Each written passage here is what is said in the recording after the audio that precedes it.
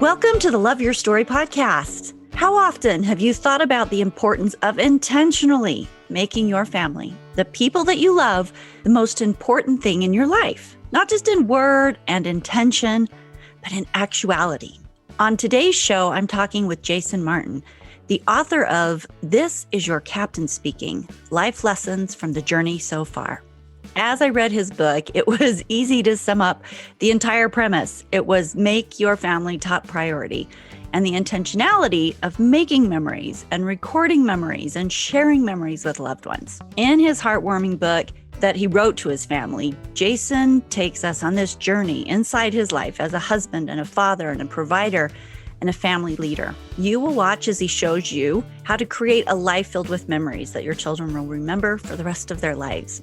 Clearly, this book is written to his children. He's created this legacy built on a foundation of love and hope and gratitude. And the family will learn critical life lessons in becoming the best versions of themselves. This is what he's hoping for, and he's giving them advice through this book. So this is what we're all about on the Love Your Story podcast, is intentionally creating the life that we want. So stay tuned for my discussion with Jason, the captain of his family. And I think you'll leave with some ideas for your own intentional family living. Stories are our lives in language. Welcome to the Love Your Story podcast. I'm Lori Lee, and I'm excited for our future together of telling stories, evaluating our own stories, and lifting ourselves and others to greater places because of our control over our stories. This podcast is about empowerment and giving you, the listener, ideas to work with in making your stories work for you. Story power serves you best when you know how to use it.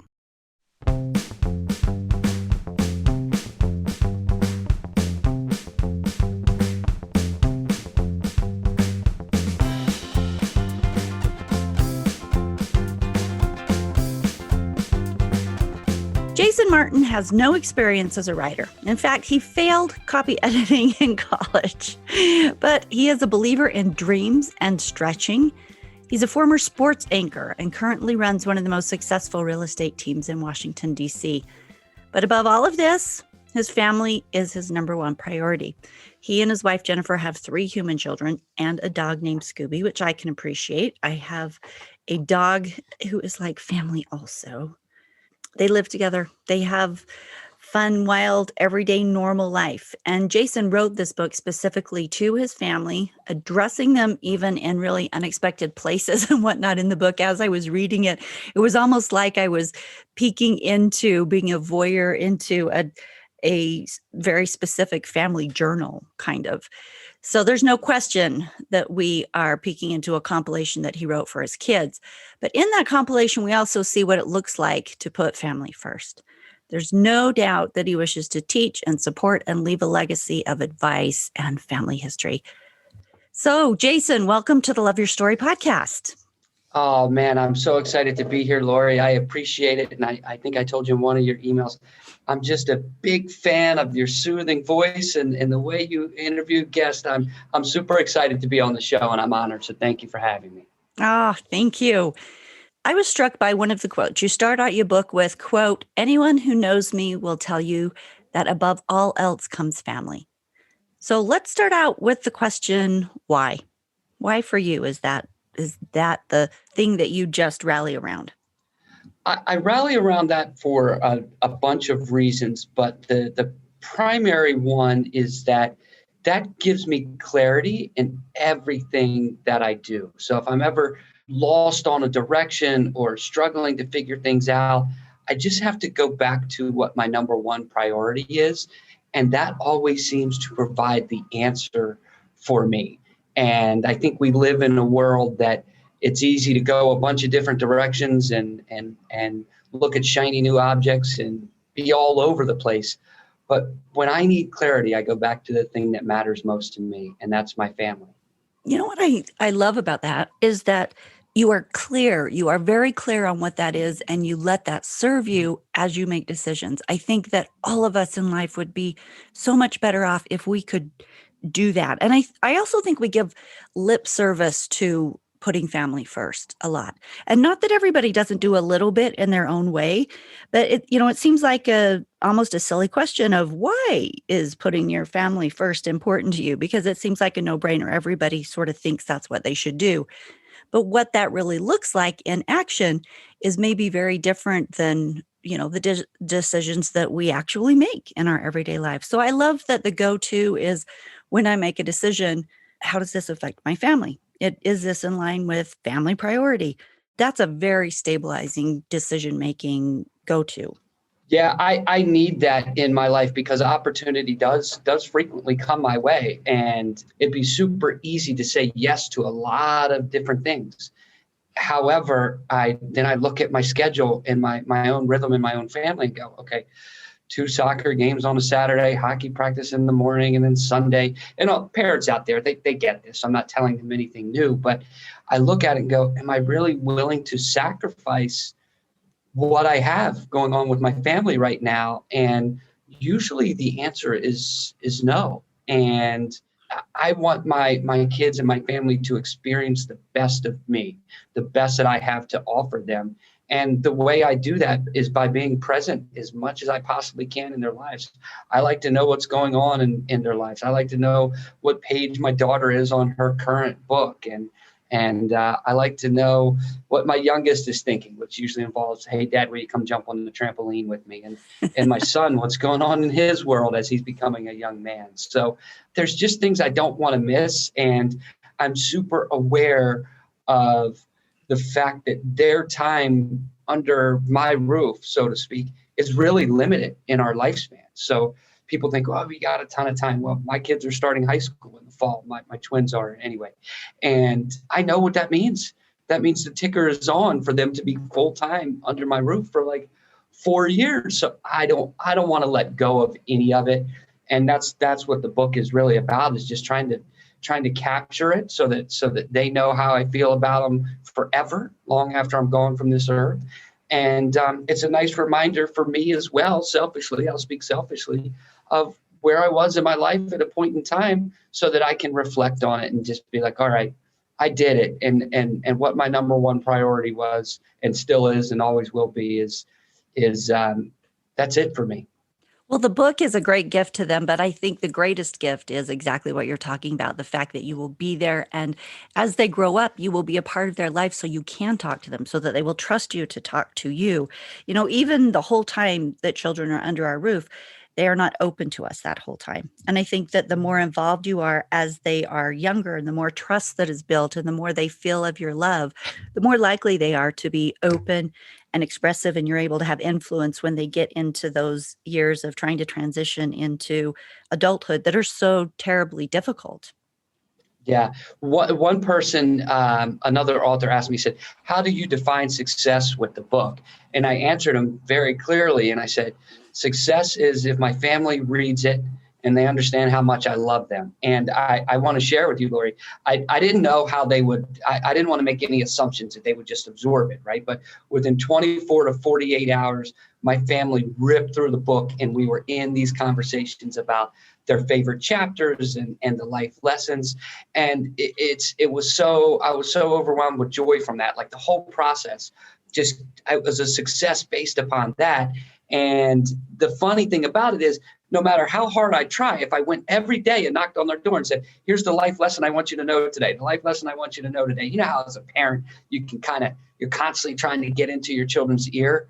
Well, I feel like as long as they've been alive, they did. I got more through in this book to them in 24 to 48 hours than their entire life, I think. But it's cool. And it's been such an exciting project. Well, I believe that. And maybe what you have next on your list is setting up some kind of a program that helps people write their own, version of this for their families, because what you've done here is really powerful. You've shared your own values. You've shared your own ideas, the things that you feel are important for your family. In fact, you wrote this in a way that specifically focuses on ideas and stories about a topic. So dreams or getting back up when you fall down, and then you share a lesson about it. Let's talk about some of those. So Yeah. the first one, how about recovering from failure? You said failure is a wonderful opportunity to reinvent yourself. I love that idea. That's so positive. Tell me a little about it. Yeah, I mean, we all go through failures in life, and I am afraid that there's not enough conversations around the F word, as we call it in the book, and I want to be in that conversation. And what I've learned through my own journeys, my own personal journeys, is that when you look at it as it's kind of failure is the way, right? Failure is the light. It's there to teach you something. And if you can look at it from that lens, you could and should and probably will come out a better person on the other side. And there will Um, be less shame around that. There's always yeah, this sense of failure if I fail, and it's a bad thing when in reality, anyone who's succeeded has had to fail repeatedly along the way to figure out how you do a thing, you know? yes, So I love that you're just open about it. Hey, this is going to happen. Be prepared. It's cool. It's okay. We'll learn from it. And then we do the yeah. next thing. And I think our society is starting to do a better job of describing their failures. I think it's something that is more of a conversation. So yeah, for sure.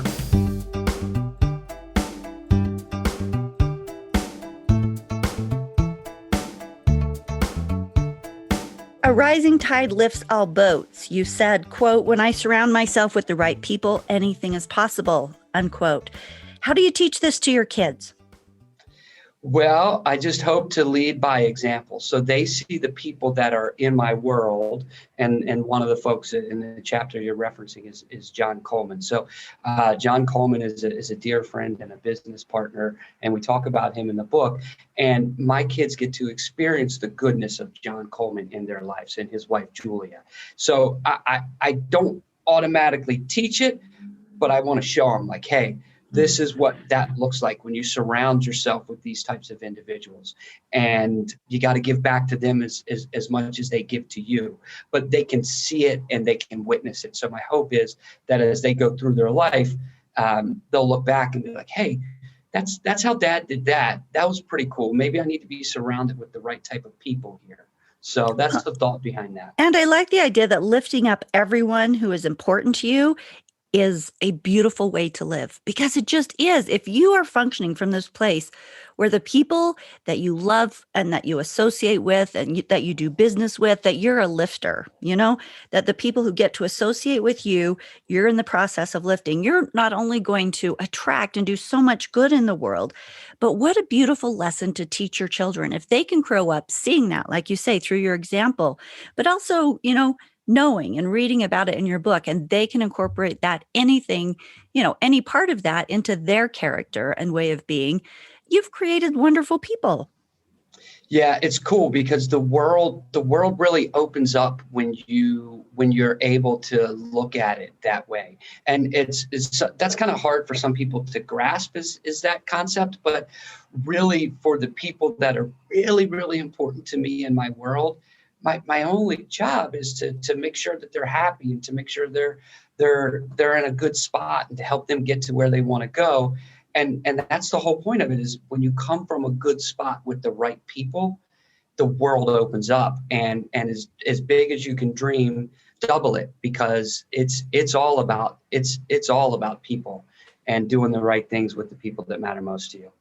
Well, and I have seen there's this book called Love is the Killer App, and it's talking about the best ways to network, the best ways and this isn't necessarily family, but I think it goes across the board with our interactions with humanity. When you're looking out and trying to lift the people around you, instead of, which is so often prevalent in our culture, the idea of trying to be better than everybody or striving to find fault with the other groups or the other ideas and pulling people down. If you are the opposite of that, you're a peacemaker, a lifter, a guider, making the world better for the people within your sphere of influence, you're functioning on a higher vibrational level. You've got it. Yeah, I know that's a higher vibrational level. I like the way you describe that, and you start to attract more types of people that you want to attract in your world too. So there's this whole thing that's going on that is kind of it's out there when you get into the groove, and you're like, wow, why didn't I do it this way all along?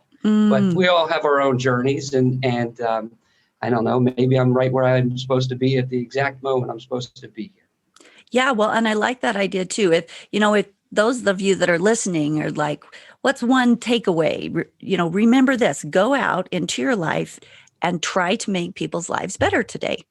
Sometimes it's really small things. By small and simple things are great things brought to pass. You can lift a lot by leaving a podcast review for, for a podcaster who's working really hard on a podcast. I mean, there's little things that just make the world better. Support what other people are trying to do, your loved ones.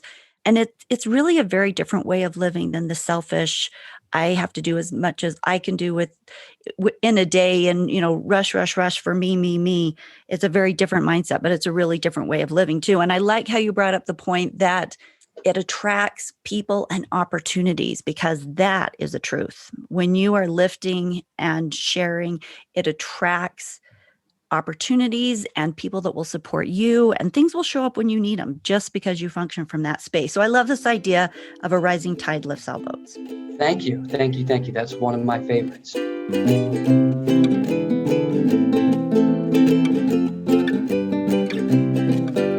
Okay, so one of your other life lessons was that life has seasons. You said, quote, "Through the dark season, I learned to be the person I was meant to be.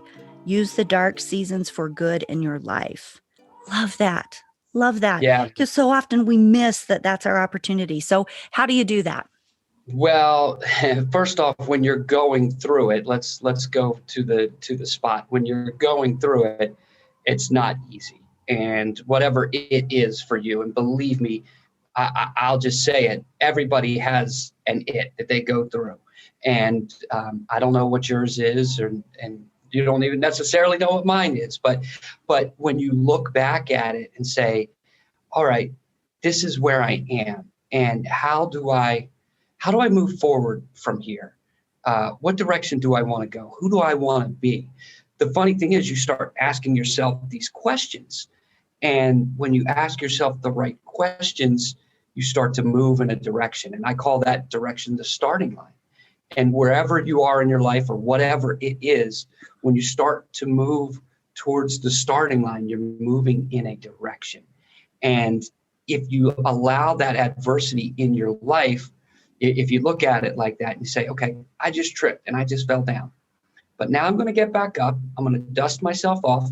And there's the starting line for something new over there, or a different direction, a new me. And I always like to tell folks, and it's the landing page for the book. It's todayyouchoose.com. I always like to tell people, as I talk about the starting line, today you choose is all about you. And you can make a choice today to move in a direction, to go to a starting line and begin to explore a brand new opportunity. And oh, by the way, you started to ask yourself that question and think about that opportunity, likely, not always, but likely through that adversity, or through that moment of self-defined weakness. And because of that, it looks like this.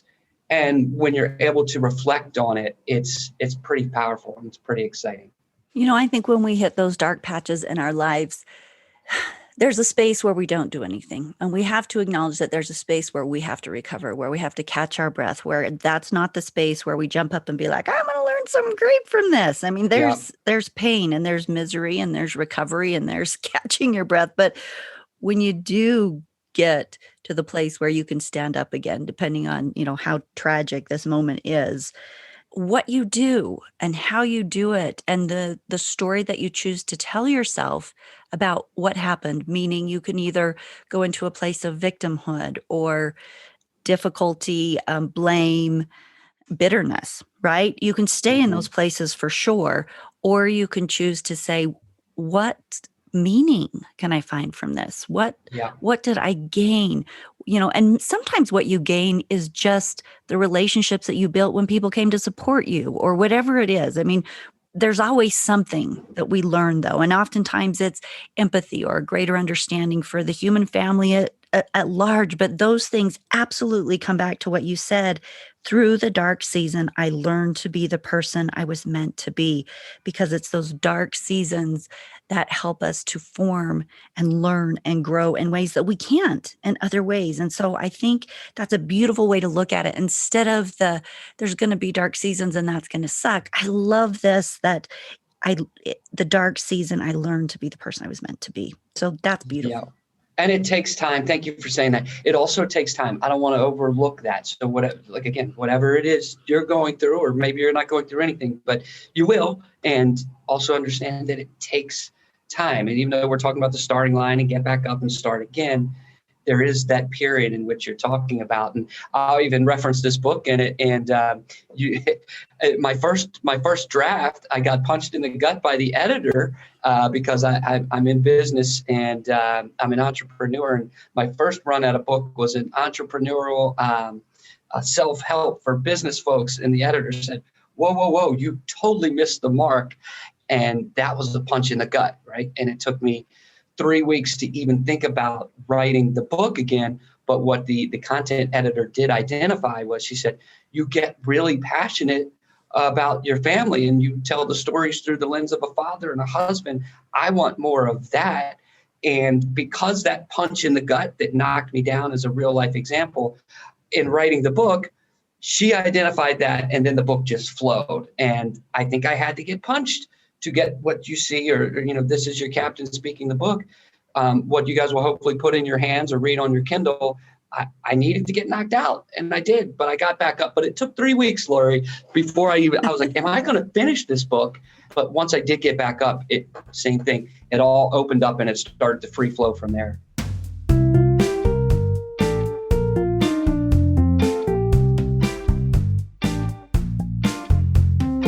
Okay, in chapter 12, you strive to teach your kids the importance of having a positive mental attitude. And I love this line. You say, quote, does having a negative attitude ever make things better? It's just like, it's such a great statement, because when those moments come and we are in that not positive attitude place, you just think, if I stay here, it's not ever going to get better. I get to shift this. Tell us the story of the 6th grade teacher. Oh, man, it's the 6th grade teacher. So we walk into our classroom, and at the Northern Middle School in Calvert County, Maryland, we were in a trailer outside. Most of you guys can visualize trailers with classrooms. So we go into the trailer, and on this big whiteboard are these 3 letters, PMA. And we sit down in 6th grade, like everybody's anxious. There's a lot of noise. There's a lot of stuff happening in 6th grade. But our teacher at the time, Morris Hawkins, very calm gentleman, trustworthy guy, like somebody you just wanted to do good for, sits us down and he says, PMA. We were so curious. And then he goes, positive mental attitude. And then he proceeds to tell us exactly what that means. And as simple as it sounds, think about the impact that lesson, that 10-minute or 15-minute lesson where he sat us down in 6th grade, has carried with me through my entire life. And I get so excited telling that story because I think maybe there's some teachers listening, or hopefully there will be some here. Man, guess what, guys? It's not about 1 + 1 or 2 + 2. It's about a life lesson. It's about how to think.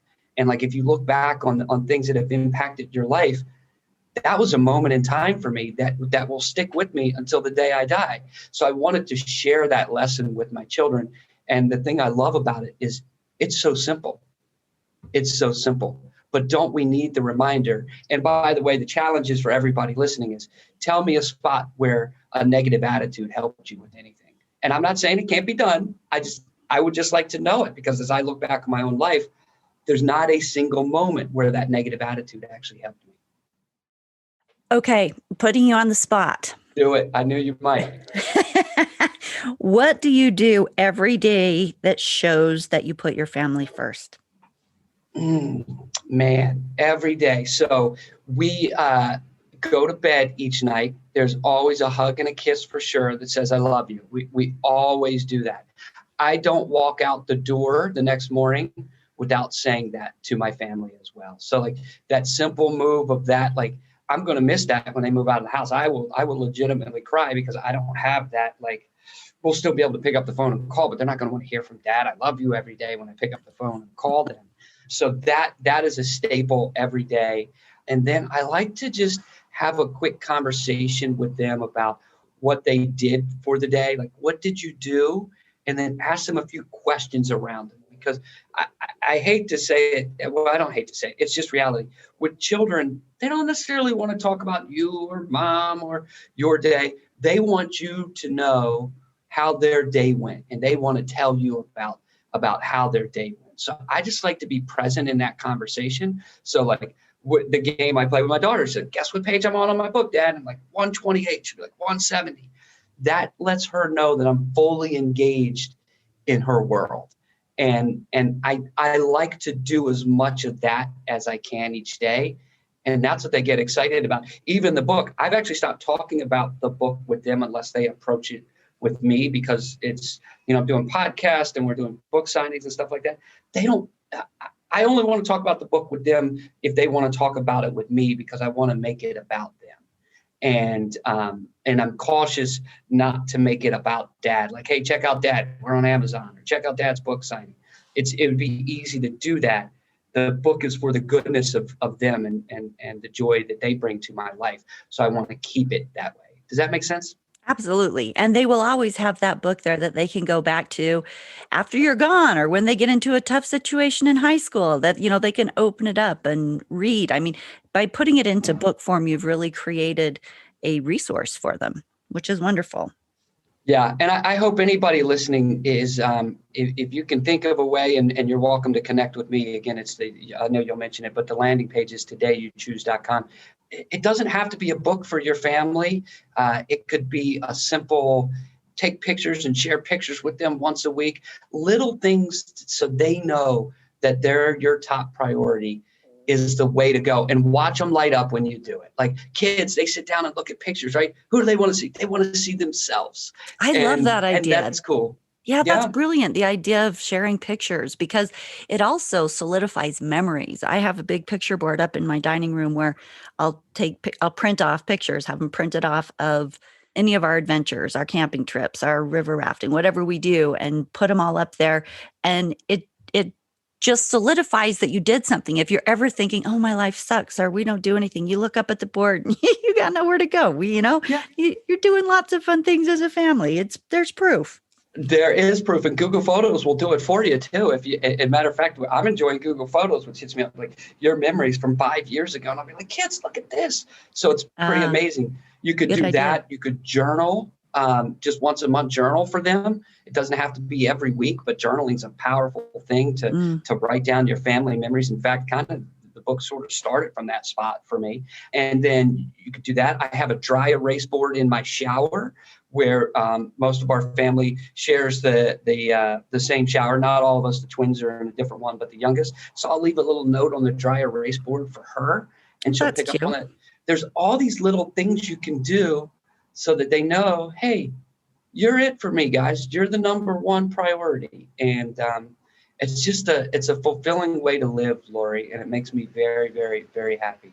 I like that so much. So we've been doing this a little bit already, but what would you suggest to the listeners who want to put this idea into action of family first, not just the idea of it, but in actuality?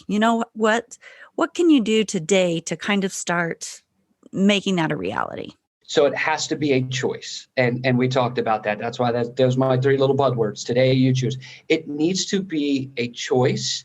You need to take it from the brain to action items.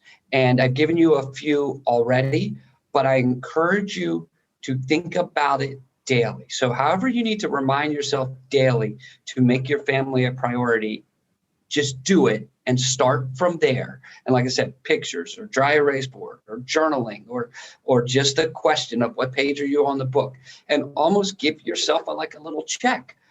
Keep a running total. Like, did I let my family know that they're my number one priority today? Check. And you're going to get better and better and better at it. And also what you're going to find out is, you already know this, it's going faster and faster and faster, your time with the children under your roof. You better capture it, because it's not going to be here forever. So it's a challenge for you. It really is. Well, I have two thoughts on that. One is when my kids were young, I did what was called, I was in an academic mindset, and I had kind of at the time wanted to be an archaeologist. but All right. and so I had these fantasies of taking my child and running off to archaeological digs. But what I did instead was started a notebook called Field Notes. And I would keep field notes about what my child did all the time, what we did every day. And because I had called it that, I didn't feel like they had to be any like ground shattering sorts of things. I was just taking notes on every little thing that happened. So something he'd say or something silly he'd do, and you'd think, oh, I'd remember that because at the moment it's really like stands out. But the Yeah. reality was I would go back years or months later, even weeks later, and be like, oh my gosh, that did happen. Like I would have completely forgotten. But because I had this field notes journal, I had all of this stuff from their childhood that just beautiful little things and grow things. And, today they ate this and today they did this. But when you put them all together, you started getting a really wonderful picture of what family life was like at the time. And Oh, that's so exciting. Thank you that was for cool. sharing that. I'm taking notes on that right there. Like, I love how you did that. And then how about the feeling you had when you read it 3 or 4 years later? It took you right back there, didn't it? Yeah. And when I'd share with the kids, remember when you were little and you said this? And they'd be like, oh my gosh, I did that. Yeah. One Yeah. time Yeah. my son took a phone charger and put it in his mouth. And, he was just little. He's like 2 or 3. He was old enough to talk. And he looked at him and he's like, it tastes like chicken. Like, what a funny Uh, little thing to say, So I jot that down and, it's just kid stuff, but it's stuff that as a parent, it matters to you and fun things that you can share with them later, and a goofy thing for a 2-year-old to say. yeah. What matters as a parent, though, it's those memories. And how else are you going to capture them and here we're going to go back to the challenge for everybody. How else are you going to capture them? Are you thinking about capturing them? Because if you don't, your memory, you mentioned it, my memory is not perfect for sure. And having it to fall back on, I envision being an 85-year-old person and reading this book again to be like, man, that was so cool. And then hopefully one day having grandchildren and going, You'll be like, hey, man, I was so smart. I was so no, nice. I don't know about that. I was like, this is, I don't know. I failed copy editing in college and I wrote a book. Don't ask me. Well, you know what? I got kicked out of, not kicked out, but you had to get signed by the teacher. You had to get signatures to get into your honors English class in high school, and they wouldn't sign me in. Mrs. Workman would not sign me in. So since then, I've published 5 books with publishers and have a bachelor's in English writing and a master's through the English department in folklore. And I just thought when I published my first book, I wanted to send it to her and be like, in your I love that. just I love that. Here it is. Here it is for you.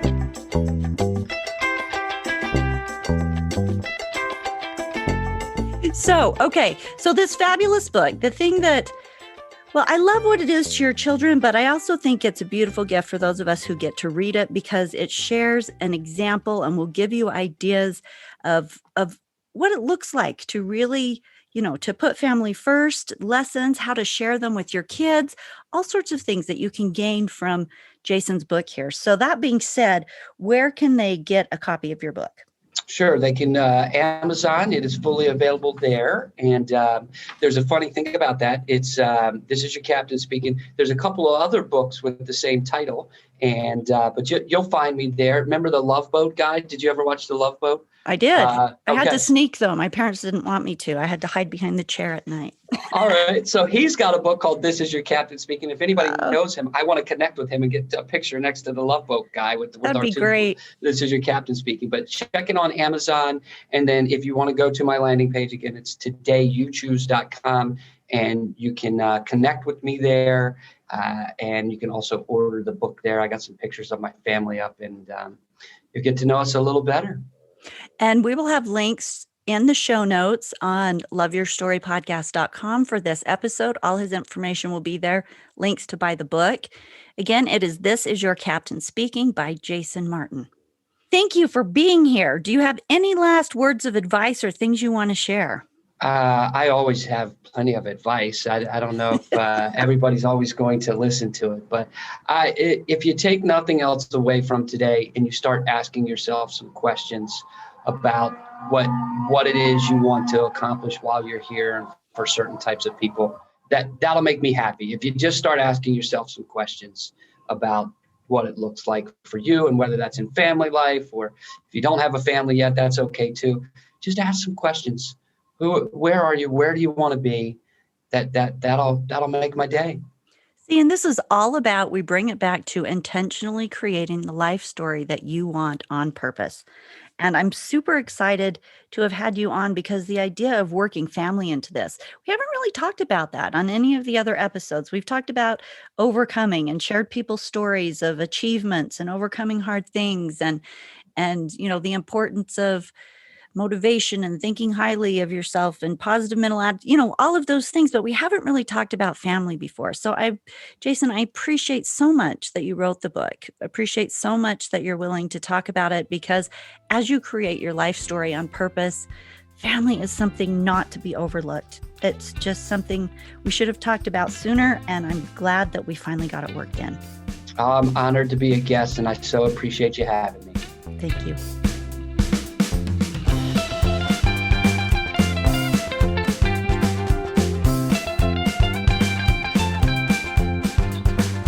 The last section of this book has a list of 9 final lessons, and I wanted to end with 3 of them that I really liked.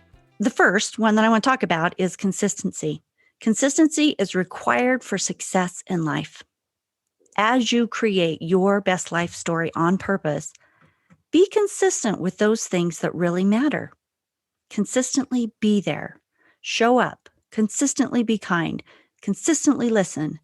Consistently sit down and tackle that project. Intentionality requires consistency. The second one is what you tell yourself matters. Now, here we are back to the idea that the stories you tell yourself are the most powerful stories you will ever tell. If your self-talk is uplifting and supportive, you'll fly. You'll fly. You've got to be your own number one support. The third idea is ideas need to move into action. So as you intentionally plan what you want in your story, you'll start with an idea. If you don't put that idea into action, it just won't happen. So remember, intentionally living requires that you take action. Even if it takes years to show up, those little actions will bring it around. Your challenge for this week is to think about your family. Think about the priority they are for you, and see if your actions are aligned with where that priority sits in your mind and heart. All these ideas that we've discussed today are ideas you can teach your family. The kids can help the parents understand new ideas, and parents should absolutely teach children how to live intentionally. If there's something that you can tweak this week to help your kids learn an idea, or know that they are a priority, or just create a little family love, do it. Thank you for being here. If you like the show, please leave a review on Apple Podcasts or wherever you listen, and we will see you in 2 weeks.